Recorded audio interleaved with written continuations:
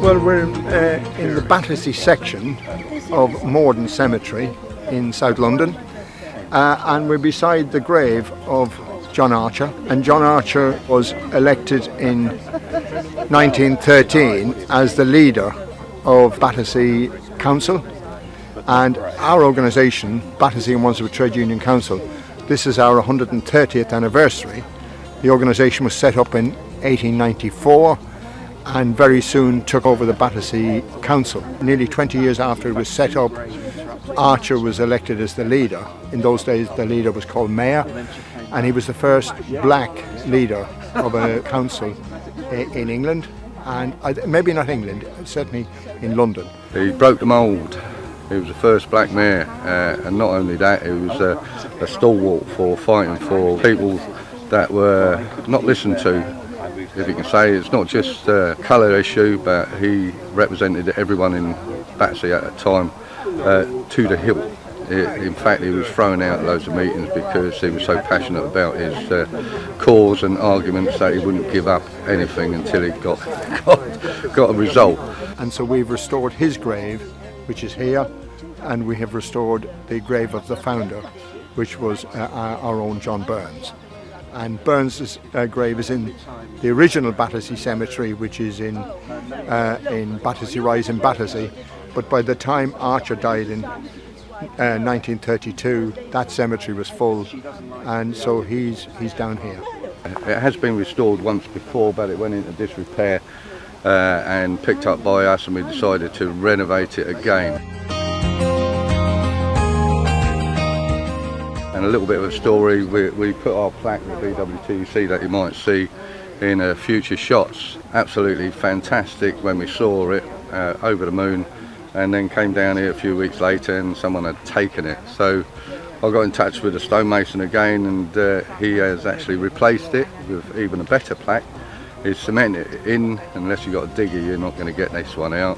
And he's actually gifted it to us because he believes that we're doing the right thing as trades council and unionists. I mean, we stand on the shoulders of the giants like Archer and Burns, and Battersea and Wandsworth TUC. We're in an incredibly fortunate position of actually knowing who our founders were, because they were quite illustrious people in their own right.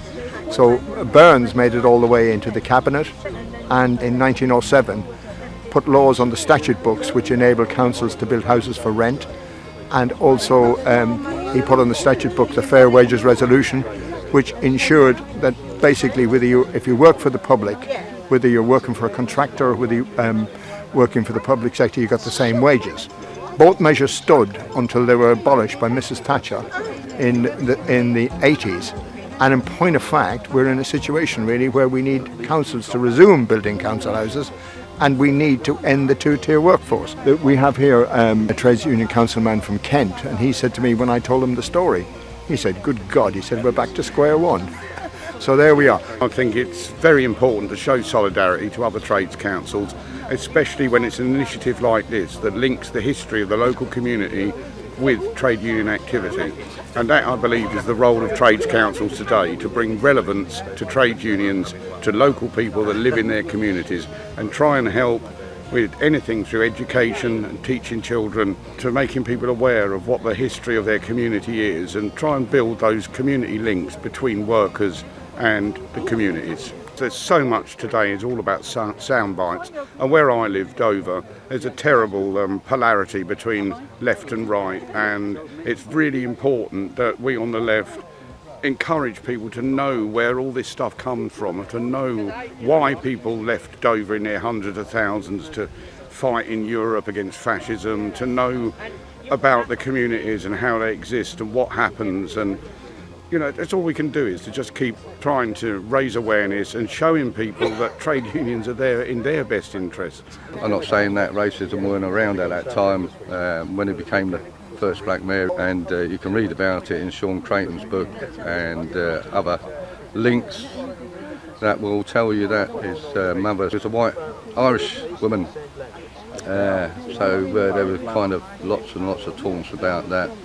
Lots of taunts about him ever being British, but he could prove that. He was born in Liverpool, and his father was on the sea.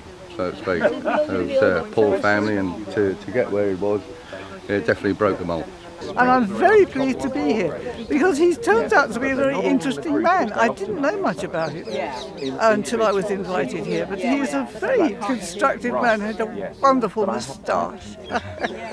Well ahead of his time, well ahead. And the quotes that were in that little mini biography, he spoke very well, very powerfully, with passion and humour. What more could you want? It was interesting that he didn't talk much about socialism. He talked about justice and equality. So, interesting man. I think it's quite humbling to see that somebody so long ago was so brave. And it really should shame us now that we haven't got much further with what he was campaigning for. Anyone's welcome. It's been advertised all over the place, social media, Labour groups that we've got. I've been on various tweets, tell people what we're doing today, and hopefully they're going to come and join us. I mean, we stand on the shoulders of the giants like Archer and Burns. And the two graves, they are properly accredited, so people who come into the graveyards actually can see that there is a living, breathing organisation that care about our own history, and we do care. In our own pub in Clapham, we've got the John Burns room, which has the portrait of John Burns, which is in the National Portrait Gallery in Trafalgar Square, and then we have the John Archer Lounge, which has got a picture of Archer as well. So basically we have very much taken hold of our history, and we're very proud of it. One of our delegates is now the chair of housing in Wandsworth, and he's in the process of actually building 1,000 houses for rent. As they say, in you know, the road goes on forever, you know, and so basically we're still doing it. The struggle goes on. Yeah. We're going to start now. So our president is going to step in. Welcome to our rededication of John Archer's grave. I think you all know who he was and why we're recommemorating him. It's the latest in our projects of commemorating Labour movement heroes, and it's a beautiful piece of work, and we will try and keep it in this state as long as we can. Yeah. And Fina Ayres, the Deputy Mayor of Wandsworth, would you like to say a few words? I'm glad you called me deputy because I'm not the mayor, I am deputy mayor. Honoured to be so because I am also East Putney councillor, which, as many of you probably know, has not had a socialist Labour councillor for 44 years. But I'm very pleased to be here because I didn't know anything, I'm ashamed to say, about John Archer. And I'm pleased to find out about him.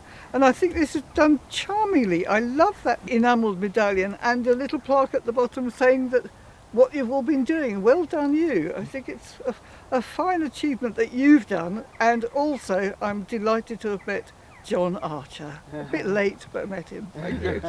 In spirit.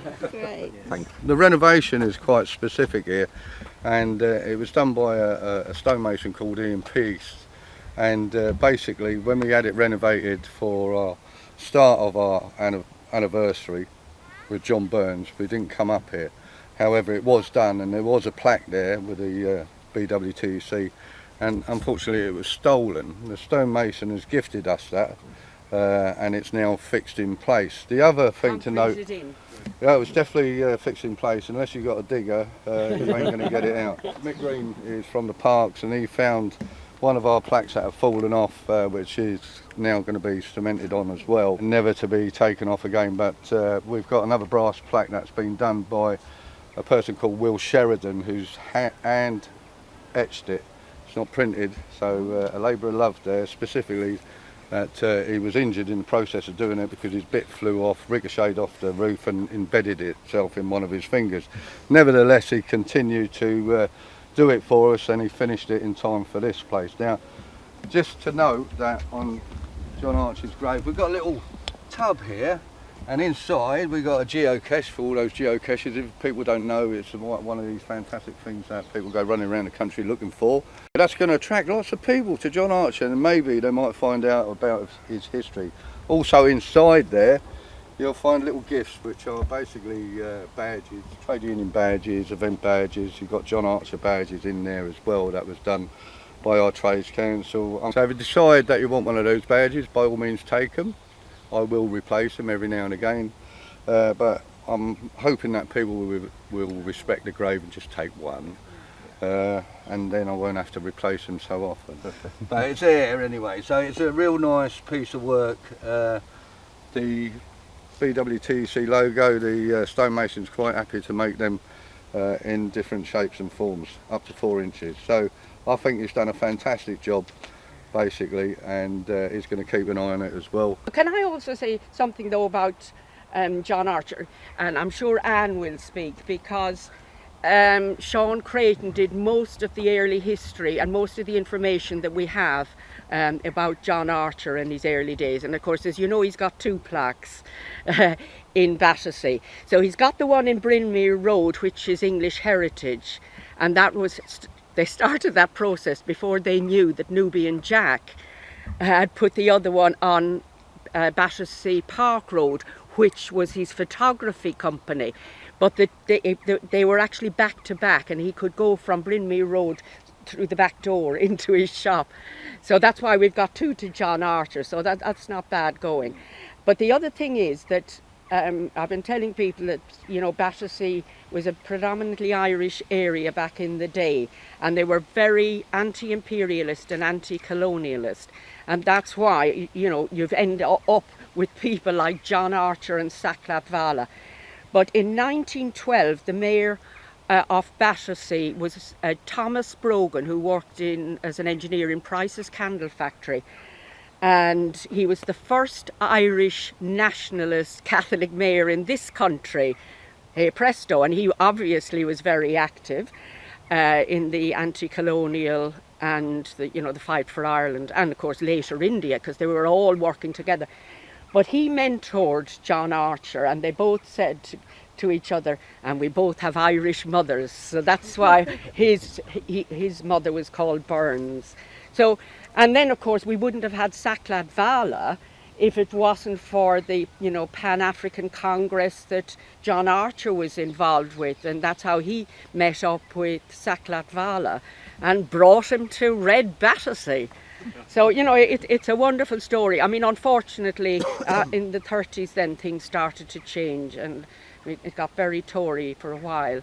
But yeah, so he's very important. And the other thing is that him and his wife accommodated Jane Roberts. Now, she was the wife of the first Prime Minister of Liberia, the freed state in West Africa. And when her husband died, she came and they looked after her, and she's ended up being buried here. So we have this kind of Pan-African context as well. Of course, with John Archer, he wasn't just Battersea. He was very interested in Nine Elms, and the swimming baths was one of his big things.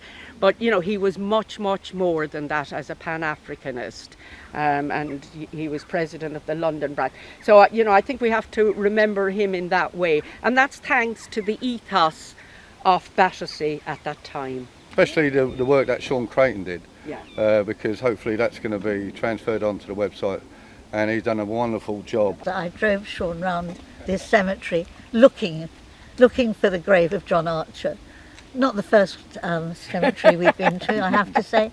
And John Archer's been part of our lives, for maybe 20 years. Sean did a booklet. I tried to find some today in case anybody wanted them. As I've just been reminded, I did save one. So here's oh, how nice! Thank you, that's so nice. That's all right. Lovely. And here's one for the red flag, another thing that we're doing within the Trades Council. Do you want to see those, Mr. Cameraman? That's lovely, thank you. Good. Apologies from Marcia de Cordova, who isn't able to be present today, but really wanted to be present. She knows and understands the real importance of John Archer, what he did as a trailblazer, both in Battersea and frankly more widely when his name was known across the country. So I'm very pleased that on behalf of the constituency party I can be here, meet trade union colleagues who I've seen on the campaign trail over the summer and much enjoyed, and always very appreciative of the support that you give to us in the constituency. So thank you very much. What a wonderful occasion you've laid on. The gods are smiling on us. So it's been a marvellous day. Thank you so much. Thank you. Can I bring fraternal greetings too from Merton and Sutton Trades Council. It's a privilege to be here, and I'll make sure that the branch of Unison in Epsom and St Helier are re-affiliate to Battersea and Wandsworth. Thank you very much. Pleasure. Thank you very much. Cheers, Kevin.